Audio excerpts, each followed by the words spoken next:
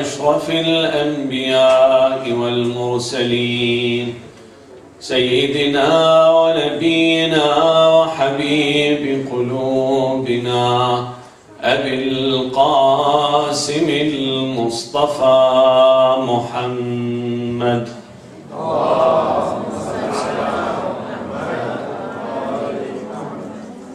وعلى أهل بيته الطيبين الطاهرين صلى الله عليك يا سيدي ويا مولاي يا رسول الله صلى الله عليك وعلى ابن عمك أمير المؤمنين وعلى أهل بيتك المظلومين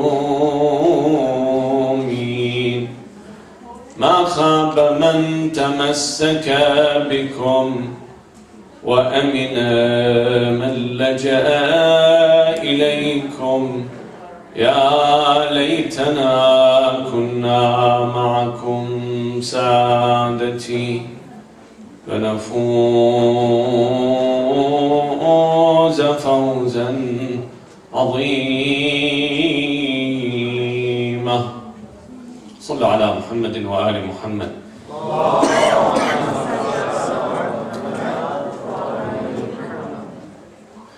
Many scholars believe that Imam Ali alayhi salam was the martyr of his principles. He was killed due to his views and what he stands for and his own principles. In other way, you can say that he was the victim of his principles. And tonight, which is the night of martyrdom of this great leader of Islam, we inshallah will be talking about the factors that have led to his martyrdom. What has caused that Ali ibn Abi Talib to be assassinated and to be killed in such holy night?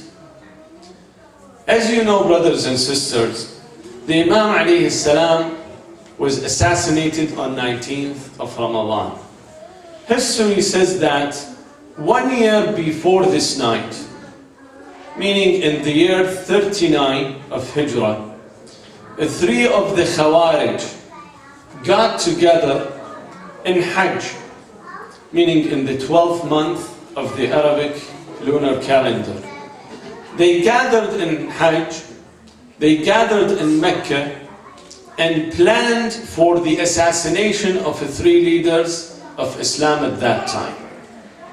One of them was, Ibn Muljam, Abdul Rahman ibn Muljam. The other one called Amr ibn Bakr. And the third one was called Abrak ibn Abdullah. Those 3 decided to assassinate the rulers of the time. Ibn Muljam was assigned to assassinate Ali ibn Abi Talib alayhi salam. Amr ibn Bakr was assigned to assassinate Muawiyah ibn Abi Sufyan in Sham. And the third one, Abrak, was assigned to assassinate Amr ibn al-As in Egypt. So they had their blueprint, they discussed their scheme and how they implement it and how they carry out their attack. Right at one specific night, which was, 2 nights ago, on the 19th of Ramadan. Now, Muawiyah used to have many bodyguards with him. He was heavily guarded. So this man approached him in the prayer, during the prayer, but instead of attacking Muawiyah, at that time the lights are dim, he cannot see well. Plus, Muawiyah used to have very huge stomach and a huge buttocks. So this guy, instead of attacking Muawiyah, hitting him on the head, he wrongly attacked him on the buttock. I'm not saying this, to bring laughter to you, but this is a fact. This is a historical fact. Muawiyah used to have a huge stomach and a huge body. According to one of the shu'ara, one of the poets, he says this in Arabic jokingly. He says, وَصَاحِبٌ لِي بَطْنُهُ كَالْهَاوِيَةِ. He's, talking about one of his friends that says his stomach is huge, like Hawiyah, like a bottomless valley. وَصَاحِبٌ لِي بَطْنُهُ كَالْهَاوِيَةِ كَأَنَّ فِي أَحْشَائِهِ مُعَاوِيَةِ. As if inside his stomach there is Muawiyah. Muawiyah, when he sat down on the ground, his legs could not be seen because his stomach would, overwhelm his legs. So this guy, instead of hitting him on the head, wrongly he hit him on the buttock. Of course, that, was not something that would jeopardize his life. That was the first one.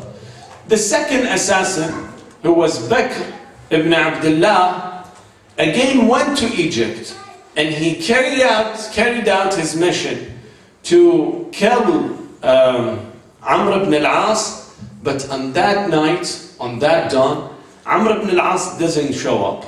Rather, his police chief, Kharija, goes to the prayer and performs the prayer, leads the prayer. This man was assassinated. He was fatally wounded.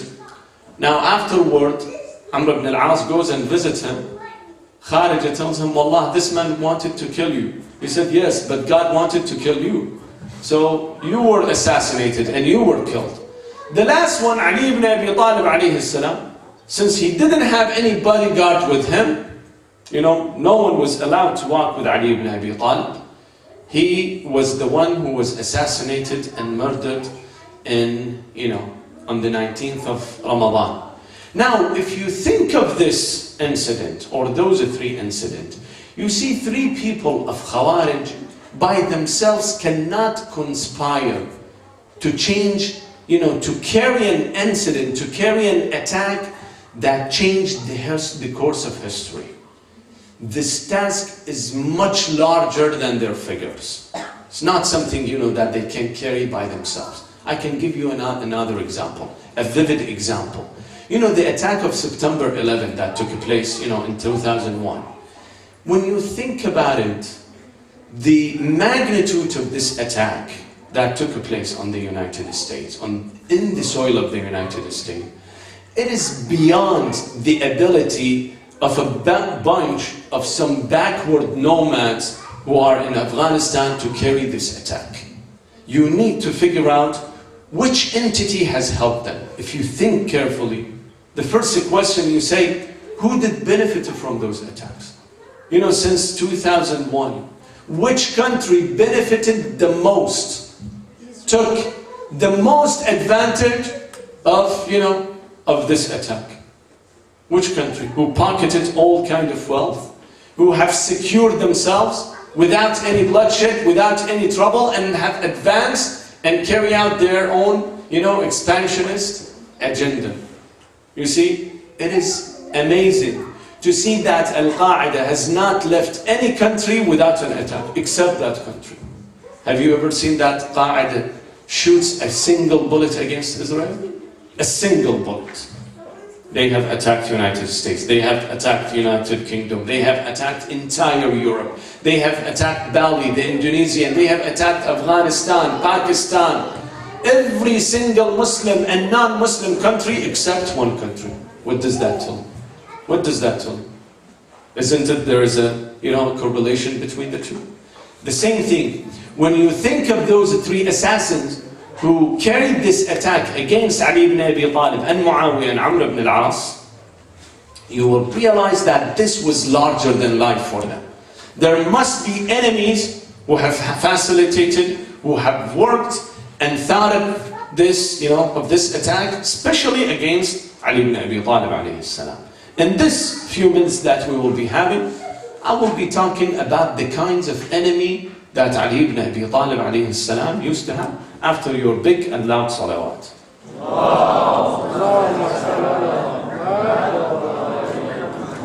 Ali ibn Abi Talib's enemy he had three types of enemy. The first enemy was Quraysh, the tribe of Quraysh. If you look at the culture in the Arabian Peninsula, and especially in Mecca, it was full of rivalry. They would compete with each other. If one tribe gets an advantage, other tribes try to compete with them, or bring their advantage to minimum. They got to the point that they will count the dead in the cemeteries, as Allah subhanahu wa ta'ala says, أَلْهَاكُمُ التَّكَاثُرُ حَتَّى زُرْتُمُ الْمَقَابِرِ. You were so preoccupied and obsessed with being, mighty and having power that you went and counted even the dead. They used to count the dead, saying, our tribe is bigger than your tribe. Why? Because we have 150 people who are, dead in the graveyard.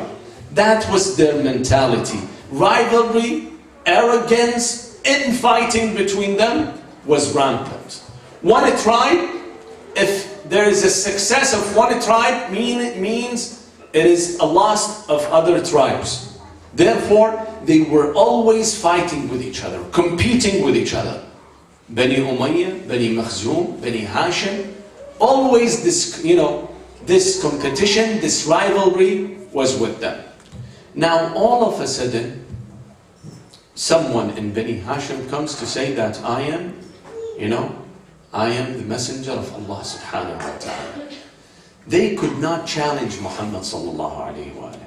It was difficult for them. Someone, simple, modest, noble, trustworthy like Muhammad to come and say that I am the prophet of God, it was so huge for them.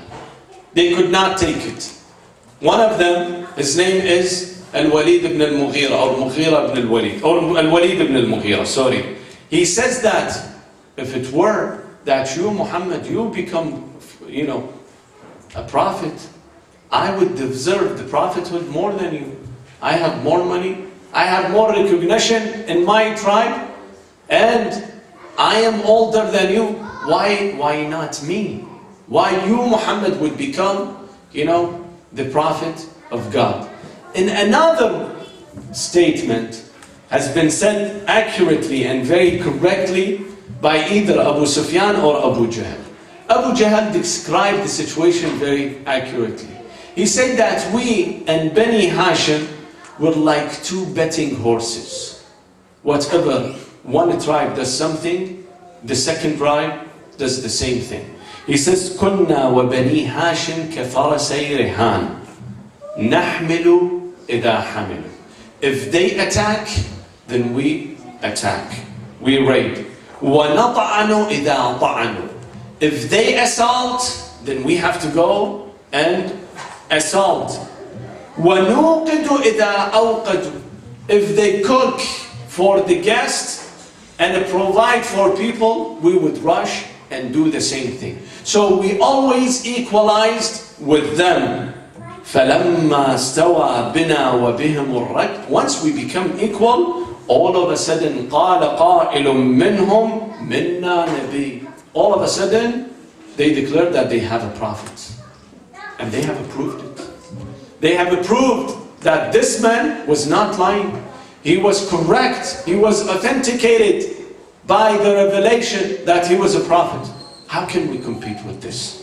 There is no way we can compete with this. فَمَتَى نُدْرِكُ مِثْلِ هَذِهِ لَا وَاللَّهِ لَا نُؤْمِنُ بِهِ أَبَدًا. We would not accept this. Why? Because this is considered to be an advantage of Bani Hashim. A loss for Bani Umayyah and the rest. You see, brothers and sisters, they don't look at it that this is a divine connection. This is a divine work. This is a work of God. They never accepted, that this is a message from Allah subhanahu wa ta'ala. They always look at it in terms of financial, in terms of economic, in terms of political and military advantage. Always thinking of the worldly matter. Even after the prophethood of the Prophet sallallahu alaihi wasallam, even that the Prophet has conquered Mecca and came to Mecca, and Abu Sufyan has declared himself to be Muslim, one day he was sitting and thinking, and he said, what did I do wrong and Muhammad did right that he gained this kingdom? Still thinking that this is, a political affair. He was thinking, by himself. When he went outside, the Prophet saw him. He said, Abu Sufyan, you know what you thought? You thought how I overcome you. Do you know how I overcome you? I overcome you by the might of Allah subhanahu wa ta'ala. Because God has told him that this man was thinking about this. So they were always in pain. How does Bani Hashim, how does someone, simple man, a modest man like Muhammad sallallahu alayhi wa alayhi, to overcome them? Sallu ala Muhammadin wa ali Muhammad. Allahumma salli ala Muhammadin wa ali Muhammad. Another incident, Allah subhanahu wa ta'ala talks about this rivalry. It says that one day, Al-Abbas ibn Abdul Muttalib, which is the uncle of the Prophet, sitting and bragging and boasting about his deed versus another guy from Bani Umayyah who used to have the key to Kaaba. His name was Shaybah ibn Abd Dar. Those two were boasting about, what they had been doing. Abbas would say, I am irrigating the pilgrims who come for pilgrimage. I give them water, I water them, I feed them. This guy, Shaybah, says, the keys of Kaaba in my hand. I am better than you. The other guy says, no, I am better than you. Allah subhanahu wa ta'ala says, أَجَعَلْتُمْ سِقَايَةَ الْحَاجِ وَعِمَارَةَ الْمَسْجِدِ الْحَرَامِ كَمَنْ آمَنَ بِاللَّهِ وَالْيَوْمِ الْآخِرِ. Isn't it? You too are comparing yourself to someone who declared his iman, and that was referring to Ali ibn Abi Talib alayhi salam. So they, out of hostility to Muhammad sallallahu alayhi wa alayhi, they had a huge hostility and animosity to him, yet they could not have presented. Why? Because the Prophet has established himself. He became a prophet. They could not denigrate it anymore. They could not insult him. But they have this pain within themselves, always trying to attack the figure of the Prophet, the character of the Prophet. But how? Difficult to attack the Prophet. Whom they would attack? They would attack someone that is next in kin to him, that is his soulmate. You see, one day Muawiyah was sitting in his throne in his court, very agitated, very upset. A man came to him and told him, why are you upset? Think of your kingdom, think of what you have done to your family, to your tribe, to Bani Umayyah. Why are you so upset? Look what he says.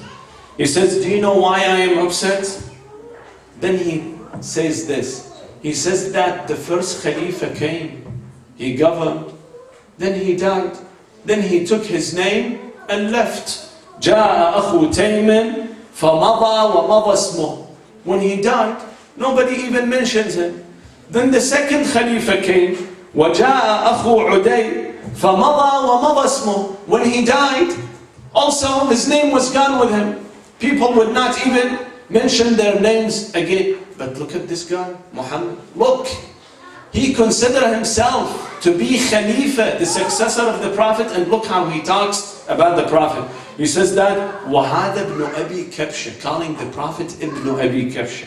وَهَذَا ابْنُ أَبِي كَبْشَ يُنَادَى بِاسْمِهِ كُلَّ يَوْمٍ خَمْسَ مَرَّاتٍ.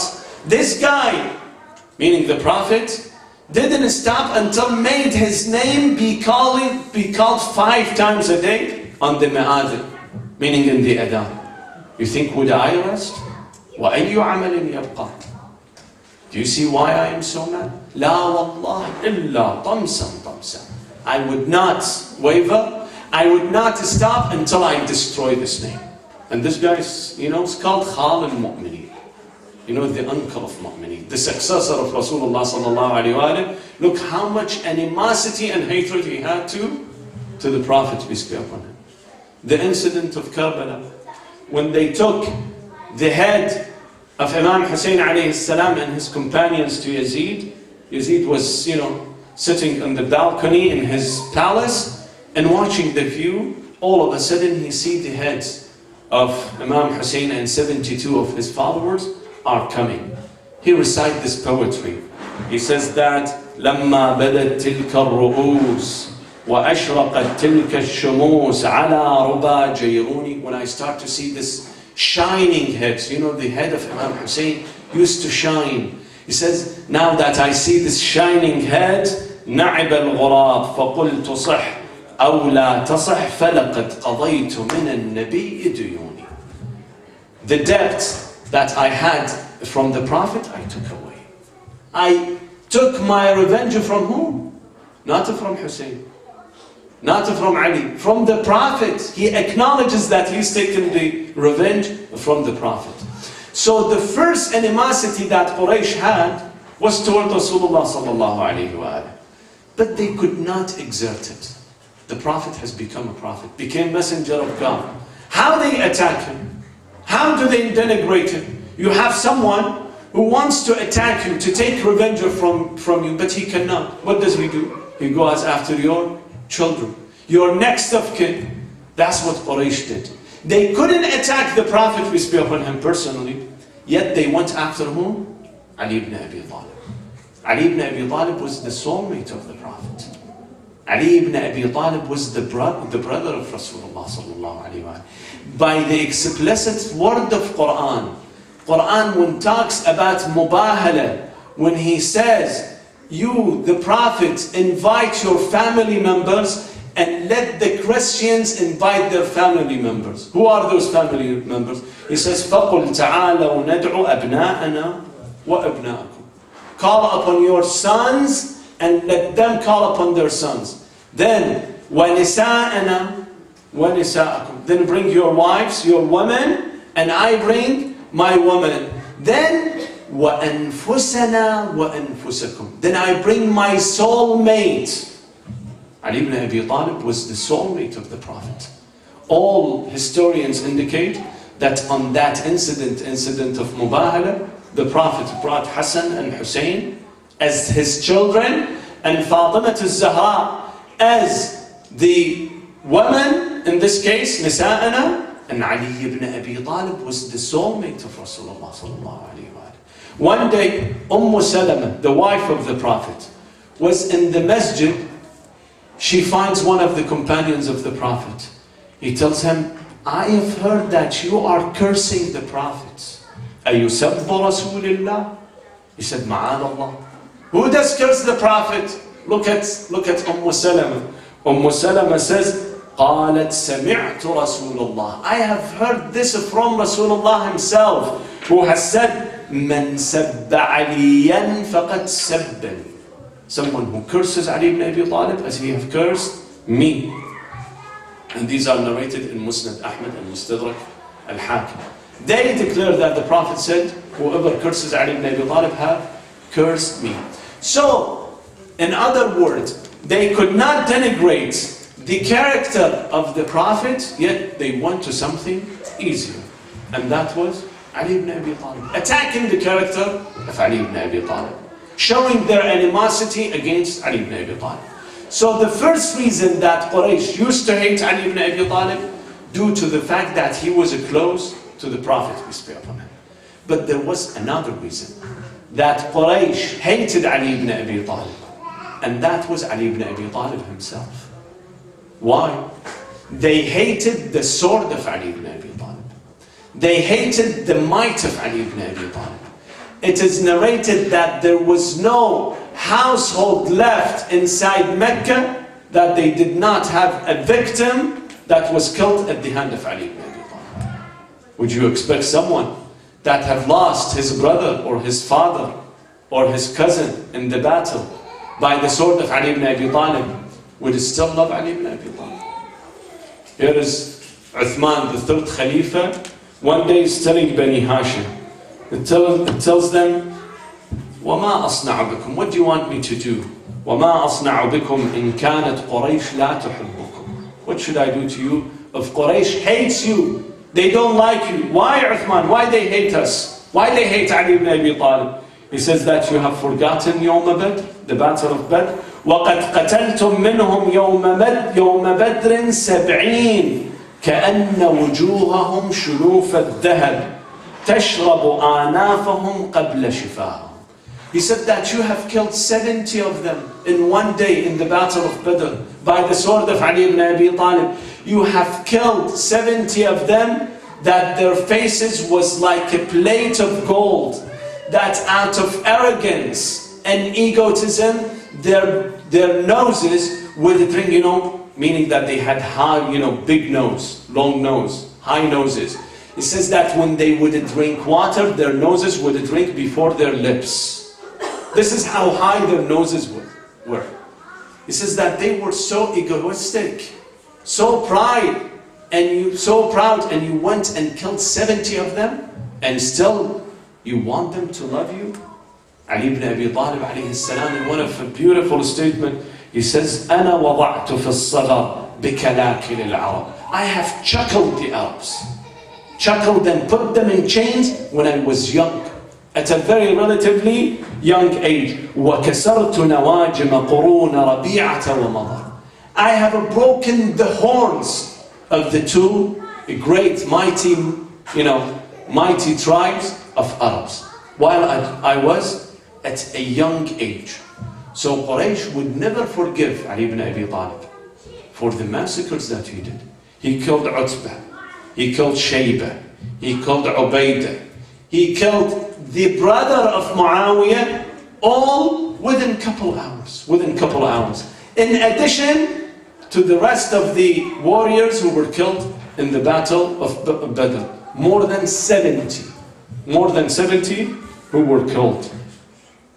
You see, Imam Hussein in the day of Ashura, when he came to the enemy and told them, whom are you fighting? Do you know whom you're fighting? You're fighting the grandchild of the Prophet, Ansibuni. Tell me who I am. Think. They said, we know who you are. Yes, you are the son of Rasulullah.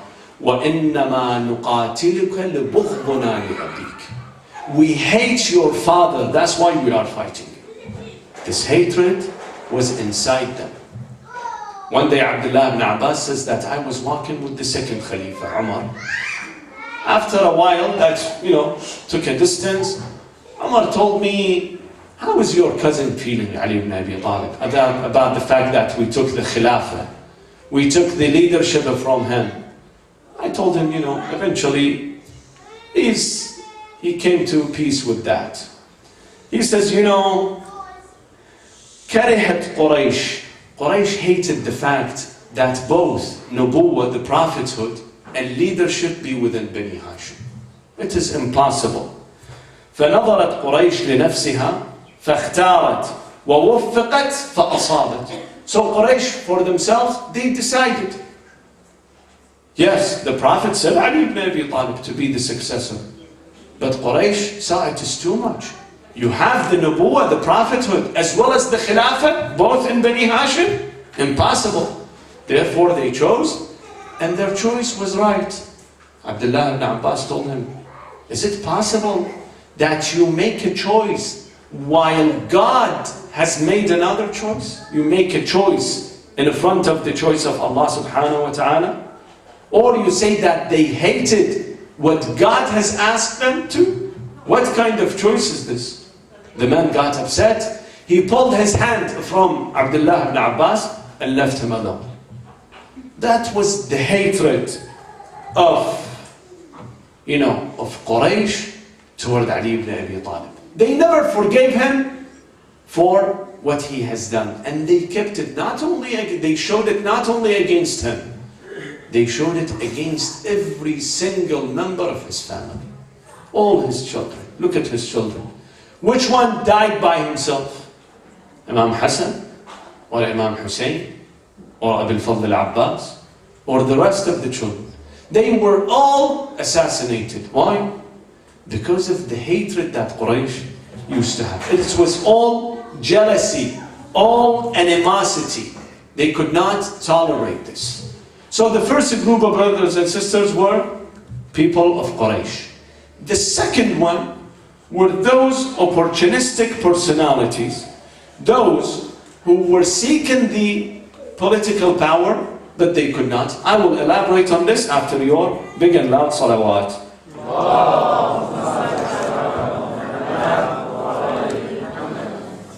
see, brothers and sisters, when Ali ibn Abi Talib came back, he brought a new religion. In which sense a new religion? Quraysh and nomads in the Arabian Peninsula, they were living in an aristocratic form, meaning that Arabs have more advancement over non-Arabs. People who belong to Quraysh have, more privileges than those who do not belong to Quraysh. They would enslave them. They treat them like slaves. For example, in Hajj, those who have been to Hajj, and those who have not, inshallah, Allah subhanahu wa ta'ala make it possible for everyone.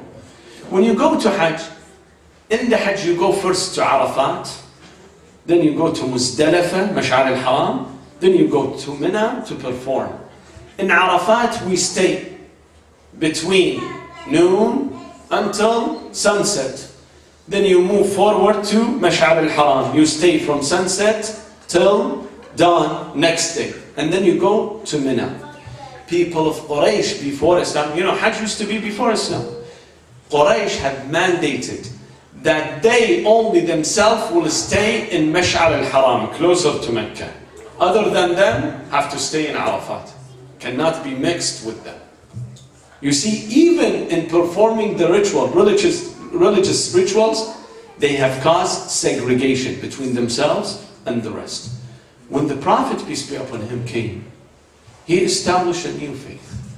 He said there is no difference between I, as someone from Quraysh, and someone that is not from Quraysh. He put Hamza and Abbas and Jafar ibn Abi Talib in equal footing with Bilal, with Sahib al-Rumi, with Abu Dhar al-Khifari. They didn't like it. They saw this is too much. This is not something that they can accept. One day Ali ibn Abi Talib was sitting and distributing the allowances. He would distribute the allowance by his hand to everyone. A woman came to him and told him, Ya Amir al-Mu'mineen, you gave me 3 dirhams and you gave this lady that is non-Arab, you gave her 3 dirham. He said, what's the matter? He said, I am telling you I am from Quraysh and she's non-Arab. You're equalizing both, you're equalizing us, you're making equal between the two. He grabbed 2, handful of dust and says, Wallah, I don't see any difference between this dust and this dust. كلكم من آدم وآدم من تراب.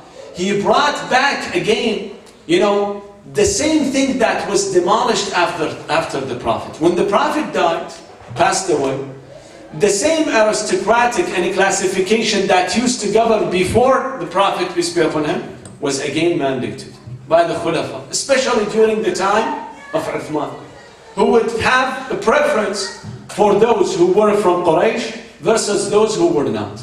When Ali ibn Abi Talib alayhi salam came, he made it again the same way as the prophets. Again, those people didn't feel easy about it. That was too much for them.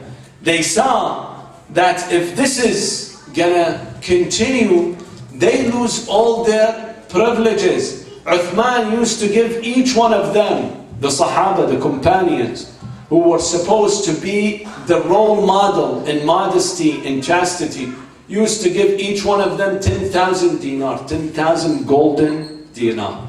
One of the Sahaba had more than 1,000 horses. 1,000 horses. Ali ibn Abi Talib alayhi salam came. One day, he was sitting in the masjid. Talha and Zubair came to ask him for extra money. When they came to ask for an extra money, they told him, we need to talk to you.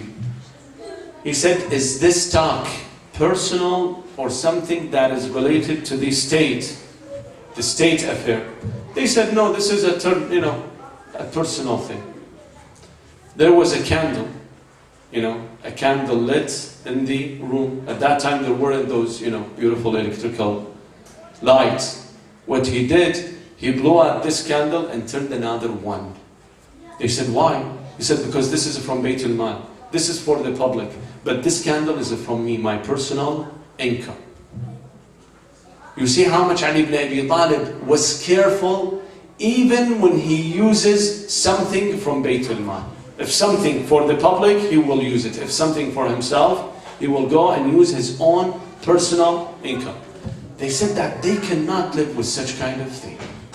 You know, they have learned to live lavishly with extravagance. Ali ibn Abi Talib have stopped this. No longer is allowing them to. Talha and Zubair were the first one to revolt. They were the first one who pledged allegiance to Ali ibn Abi Talib. Yet they were the first one who to declare revolt. They went to Ali and told him, Ya Ali, we are going to Mecca.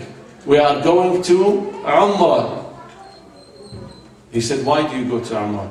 He said, because we want to perform, you know, the duty. He said, no, you're not going for Umrah. You're going for Ghadra. You want to renegade. And that's what happened. They went with that lady and they started having the battle of, you know, of Jamal. The previous governors, you see Ali ibn Abi Talib who came, I said this a couple nights ago. The first thing that he did, all the corrupt leaders or the corrupt governors, he excused them from power. They told him, wait for Muawiyah. You have excused everyone, but wait for Muawiyah. Muawiyah is strong enough. Don't, you know, don't make something that would backlash. He will go against you. He's powerful. He has army. He said, I cannot wait a second. They said, wait, appease him, let him enjoy. After that you settled and you became powerful, at that time you can act. At that time kick him out. Now you are just, you know, a newly elected leader. Wait a minute, you have not settled yet. He says, أَتُرِيدُونِي أَنْ أَطْلُبَ النَّصْرَ بِالْجَوْرِ. I'm not someone who treason, who cheat people. I'm straightforward. But the ones who were before him, you know, they wouldn't mind to put a governor that is used to be called Fajr, meaning complete blasphemous, an infidel. They say that one day Umar, the second Khalifa, was sitting in Medina, in his, you know, in his courtyard. The people of Kufa came to complain against their governor. His name was Sa'd ibn Abi Waqqas. Before him used to be Ammar ibn Yasir. He, you know, excused Ammar. Later he excused Sa'd ibn Abi Waqqas. They came again, they complained. He said, what do I do with people of Kufa? If I put a nice guy, a pious guy, they make him weak. If I put a strong guy, this strong guy turns to be an infidel. What should I do with him? One of the companions, his name was Mughira ibn Shu'bah, who was terribly a dirty man. A dirty hand of Muawiyah. He said, look, I am strong, but I am fajr. You know, I am brazen. I am not shying away from my misdeed. Give the Kufa to me. If I am strong, then people will credit you for my strength. If I am a fajr, they say I am a fajr. Nothing will happen to you. He said, أخرج إليهم فأنت القوي الفاجر. You are the good man, but you are the fajr. Go and govern. That was who? Khalifa al-Adil. They considered Umar Khalifa al-Adil.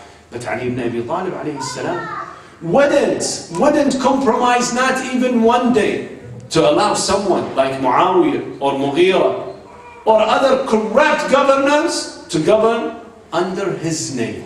Because they taint not only themselves, they taint Islam, they taint the Khilafah, they taint Amir al-Mu'mineen alayhi salam. Brothers and sisters, you've seen many people who come and govern under the name of Islam, they contaminate the name of Islam itself. Nowadays, say an Islamic rule, everyone says, no, wal-'iyadu billah, we don't want Islamic rules. Even the religious people themselves. Why? Why? Because of those corrupt individuals who have abused the name of Islam for their own interest. Ali ibn Abi Talib wasn't that man who would allow people to abuse the system for the sake of their own, you know, of their own benefit, their own benefit and their own advantages. That was Ali ibn Abi Talib alayhi salam. So those corrupt personalities, they said it is too much. With Ali ibn Abi Talib, you can't have a deal, except you need to go and fight. That was one reason. The second reason, brothers and sisters, they have seen themselves, some of those personalities, they have seen themselves that they were able to govern. Why? Because when they checked themselves with the previous Khalifa, they saw themselves are more fitting. For example, someone like Zubayr. Zubayr was among Bani Hashim. He was the cousin of Ali ibn Abi Talib and the cousin of the Prophet. Very well-known person, a wealthy person, very articulate, very outspoken and knowledgeable. He would compare himself to the first and second Khalifa. He said that the first Khalifa and second Khalifa, they became powerful, they became Khulafa. If they could, why not me? What kind of, characteristics that they had, that they become Khalifa, and that characteristic does not exist within myself. If they could do it, I also can do it. You see the point, brothers and sisters? What the first and second and third Khalifa did is that they opened the gate for everyone to declare himself, I am a Khalifa. You said that if the first Khalifa has such kind of background and he considers himself the successor of the Prophet, why not myself? I am better than him. So they have, lowered the bar for everyone. Such as who? Such as Zubayr, such as Talha. They declared that they also need the Khilafah. Why? If they would ask them why, he said, Umar have grabbed the Khilafah. Abu Bakr have grabbed the Khilafah. We are no less than them. If they could take the Khilafah away from Ali ibn Abi Talib, we also can take the Khilafah of Ali ibn Abi Talib. So those were the corrupt personalities, brothers and sisters, who have worked so hard against Ali ibn Abi Talib. In the 3 battles, I'm not going to go into those. The battle of Siffin, the battle of Jamal, the battle of Nahrawan, all for the sake of Khilafah, for the sake of governance, that they would govern. Those were the second group, and the third one is Bani Umayyah. I will elaborate this on this after your salawat.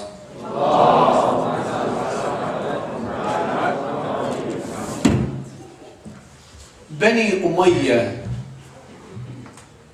spearheaded by Muawiyah. For 40 years they used to curse Ali ibn Abi Talib at the end of each sermon and on a Friday. Each Friday sermon, the khatib, the sermon giver, would not come down without cursing Ali ibn Abi Talib, Fatima al-Zahra, Hassan and Hussein for 40 years. Imagine the household of the Prophet, Ahlul Bayt, that God says, إِنَّمَا يُرِيدُ اللَّهِ لِيُذْهِبَ عَنْكُمُ الرِّجْسَ أَهْلَ الْبَيْتِ وَيُطَهِّرَكُمْ تَطْهِيرًا. They used to curse them. A profane language, a foul language was used in the Friday prayers against those individuals. Even after the martyrdom of Amir al-Mu'mineen, Ali ibn Abi Talib was killed, was gone. Years afterward, Muawiyah used to curse him. One day Sa'd ibn Abi Waqqas went and told him, Muawiyah, stop it. You had some problem with Ali. Ali was assassinated, was killed. Stop it. No more cursing. He says, لا والله ما كنت أفعله إلا ليربو عليه الصغير ويحرم فيه الكبير. I want to make it a tradition. So everyone can grow on it. The little kid grows up with the curse of Ali ibn Abi Talib. So he can do it, in the back of his mind. If I forget, he wouldn't forget. Cursing Ali ibn Abi Talib. Even worse. Anyone who would declare a single narration from Ali ibn Abi Talib used to be held accountable. He has sent a decree to all governors telling them, watch, those who narrate the hadith, if one of them narrates a single hadith from Abu Turab. Abu Turab was the nickname of Ali ibn Abi Talib. He says that anyone who narrates a single hadith from Abu Turab, first of all, across his allowance. Don't give him anything. This guy would not have any income. Any complete boycott against him. Not only that, he says that, wait, even more. من اتهمتموه بموالاة هؤلاء القوم. someone that is not even established. If you accuse, if you suspect that someone is a pro-Ali ibn Abi Talib, what do you do with him? فَنَكِّلُوا بِهِ. Give him hardship, torture him. فَنَكِّلُوا بِهِ وَحْدُمُ دَارًا. Go and destroy his home. You've seen the Israeli policy when they destroy the homes of Palestinians.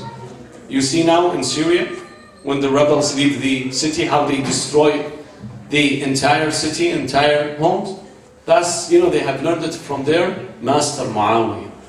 Against the dissent, against the opposition, he would destroy the homes of those people who just follow. And this is by accusation. Not only have been established, just if you accuse someone, then go and destroy the home of this guy. Even worse, whoever's name was Ali, he was in jeopardy of being killed. There is a guy, his name is Ulay ibn Rabah. This guy is well known for hadith. Dhahabi is one of the historians. He narrates about this guy. He said that this guy has written so many ahadith, so many narrations. His name is Ulay. But then, by the way, he says that this guy, true name, is not Ulay ibn Rabah. His name used to be Ali ibn Rabah. And this guy is not among the Shia. This is a well-known Sunni scholar, follower of Sahaba. His name was Ali, then changed to Ulay. Then Dhahabi, the historian, and he himself is from Bani Umayyah. He says the reason that he changed his name, because he was known, at the time when he was young, it was known that Bani Umayyah would kill anyone that his name is Ali. By name, maybe he's Amawi, maybe he's following them, but by mistake his father has called him Ali. He would lose his life, even by naming the person Ali. He would lose his life, he get killed. How many companions of Ali ibn Abi Talib were killed? One of them was Hijr ibn Ali. You know what has happened to Hijr ibn Ali recently, to his graveyard in Damascus. They have ransacked and desecrated his grave and unearthed his body, taken away, his body, someone who has died 1400 years ago. For what reason? For what reason? Because of the love of Ali ibn Abi Talib. Because he used to love Ali ibn Abi Talib. They took him, he and his son, and, their followers. They brought them to Damascus. When they brought them to Damascus, they asked Muawiyah, what do we do with them? He told them, let them renounce Ali ibn Abi Talib. If they renounce Ali ibn Abi Talib, bring them to me for further interrogation. They refused. He said, if they refuse, behead them, kill all of them. They killed everyone. It was he and his son were left. They said, Hajj, do you want to get killed? He said, yes, I'm not going to be renouncing Ali ibn Abi Talib. They said, okay, then we're going to be killing you. He said, kill my son first. They said, why should we kill your son? He said, I am afraid if you kill me, my son, look at my blood, look at the scene, then he gets terrified, then he renounces Ali ibn Abi Talib. I want him to stay on his faith. He dies in the way of Ali ibn Abi Talib. As a martyr, I make sure that my son is dead in the way of Ali ibn Abi Talib, then you can kill me. They killed the son in front of the eyes of the father. And then they killed the father. And they buried them in Marja'adra. Hajj was one of the companions of the Prophet, peace be upon him.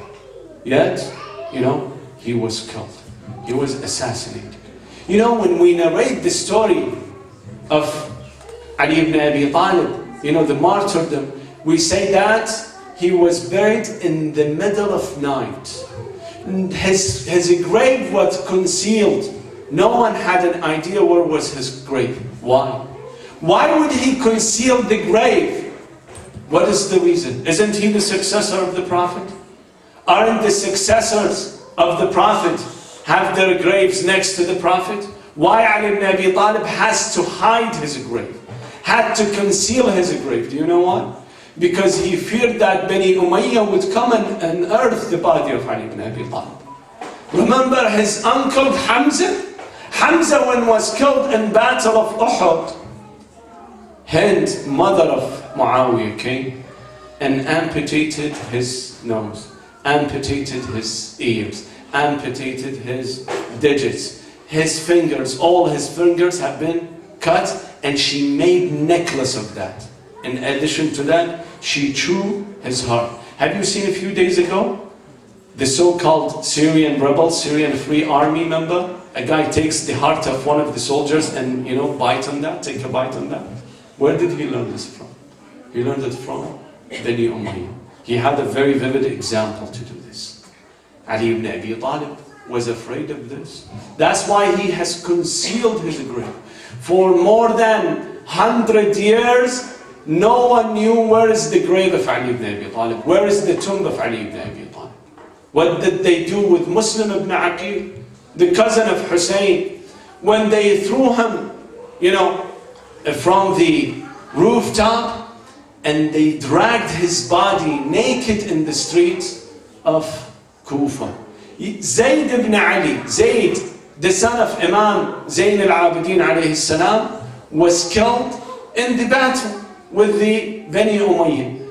After they behead him, they crucify him for 3 years at the gate of Kufa. Therefore, Ali ibn Abi Talib, when was the time to give his goodbye, to say his farewell, he tells Hassan and Hussein, he tells his son and his children that, oh my son, conceal my grave. I don't want anybody to know about my grave. Keep it secret. Why, ya Amir al-Mu'minin? He said, the days will show. The days will tell you why I am concealing this. He was afraid that one day Bani Umayyah will come and unearth this body. Take this body away. On that night, on 21st night of Ramadan, Amir al-Mu'minin, his last hours were winding down to the end. Ali ibn Abi Talib gathers his children. All his children are gathered. And now the time for him to give the will. He says that, at that time he says, Bismillahir Rahmanir Rahim, Usikum bitaqwa Allah, wa an la tabghaya ad-dunya wa in baghatkuma, wa la ta'safa an shay'in zuwi ankuma, wa qula bil haqq, وَاعْمَلَا بِالْأَجْرِ وَكُونَا لِلظَّالِمِ خَصْمًا وَلِلْمَظْلُومِ عَوْنًا. He grabs Hassan and Hussein and tell them the last will of him. He tells them, be always with the oppressed. Be against the oppressor. Don't be afraid to say the truth. وَلَا تَأْسَفَا عَنْ شَيْءٍ زُوِي عَنْكُمَا. Never be sorry for this life. This life always is a transient. It will be taken away from you. Don't worry about it. أوصيكما وجميع ولدي وأهل بيتي ومن بلغه كتابي هذا بتقوى الله ونظم أمركم وإصلاح ذات بينكم فإني سمعت رسول الله صلى الله عليه وآله يقول صلاح ذات البين أفضل من عامة الصلاة والصيام. He tells them about how good they should be, how united they should be, how they should reach out to everyone. Then he talks about the orphans, he talks about the prayers, he talks about Hajj and everything. At that time Zainab comes. Zainab doesn't like to see her father dies away just like this. She insists upon a doctor. A physician has to come and to check the Imam alayhi salam. The doctor comes and asks for a sheep to be slaughtered. Then he takes the nerve cord, the big cord of the sheep, and inserts it in the cliff of Ali ibn Abi Talib, where he had the injury. He blows in it, he takes it out and see the whitish of the brain of Ali ibn Abi Talib on that. He says, Ya Amir al-Mu'mineen, ahid ahdak. It's only a few hours. You're gonna be leaving. These are your few hours because the strike of the enemy of God has reached your brain. You no longer will survive. At that time, Zainab started to cry. Kulthum started to cry. Ali ibn Abi Talib telling them, don't cry, my daughters. Save your cries. You will have a long weeping, a long cry is coming on day of Ashura. In Karbala, in land of Karbala, that's what you're going to be seeing. Zainab tells him, Ya Abba, tell me about the story of Karbala. He tells her, I am weak. Let me tell you something, that you and your sisters all will enter this city while you are all captive. You are all prisoners. You are taken as captive in the city. At that time he told them, Ahl bayti la tabku, do not cry. فَوَاللَّهِ هِيَ الْجَنَّةِ, I can see the heaven in my eyes. I can see that it is the heaven. وَاللَّهِ مَا فَجَأَنِي مِنَ الْمَوْتِ وَارِدٌ كَرَهْتُهُ. I've never hated death.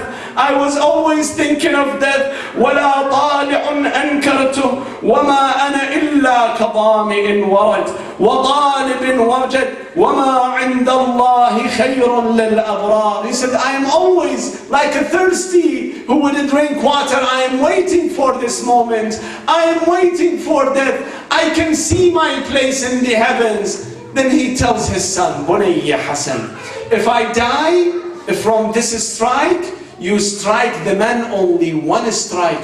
وَلَا يُمَثَّلَنَّ فِي الرَّجُلِ. Don't drag this man in the street. Don't abuse this man after the death. فإني سمعت رسول الله صلى الله عليه وآله يقول إياكم والمثلى ولو بالكلب العقور. Then he tells him, Hassan, just soon I am going to be dying. When I die, wash my body. Wrap me with the shroud that I received from the Prophet. Do the same proper washing that I used to do your grandfather Rasulullah sallallahu alayhi wa alayhi. Then he says that put me in my coffin. As you put me in my coffin, wait for the coffin. The coffin will be moved, will be going high. Walk behind the coffin. You and Hussein walk behind the coffin. Hassan asked him, who's doing this? He said, Jibreel and Mikael. Those are the ones who are taking part in the procession. They take that until they get to a place. At that place you will see that there is a ready-made grave. When you look at that grave, you will see it is engraved by Nuh the Prophet. It says, هَذَا مَا أَعَدَّهُ نُوحٌ النَّبِيِّ لِعَلِيٍّ وَصِيَّ رَسُولِ اللَّهِ قبل الطوفان ب700 عام. This grave was reserved for me 700 years. At that time he said, أشهد أن لا إله إلا الله. Kulthum cries. He tells her daughter, do not cry.